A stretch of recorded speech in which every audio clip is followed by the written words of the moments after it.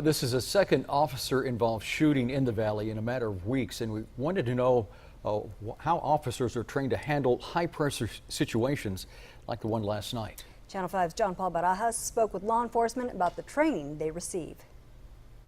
Alamo police investigators tell us the last thing an officer wants to do is fire their weapon. That's why de-escalating the situation is key. Alamo police investigator Urbano Lopez is in his 10th year on the force. There is not enough training that can put you through that situation. Lopez says during his time as an officer, he's been in 2 life-threatening situations where he nearly had to use deadly force. It's just eye-opening how things can go south so fast. Lopez credits his training to his safety. He adds there is no amount of training for a real-life situation. They're up here, they're upset at somebody, not necessarily you, but they're upset. So you have to slowly, gradually bring them back down to your level. Lopez tells us the most important training officers receive for dealing with a high-pressure situation is verbal. As long as they're not hurting themselves or hurting anybody, just let them vent.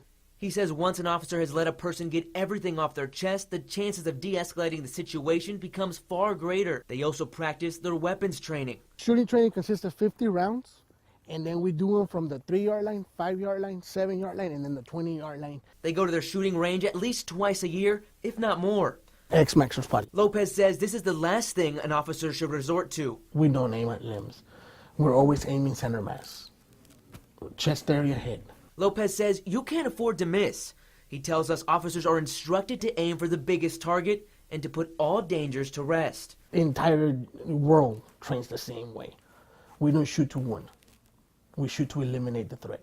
Lopez says a peace officer never wants to take someone's life, but in a life-threatening situation, their job is to make sure everyone else stays safe.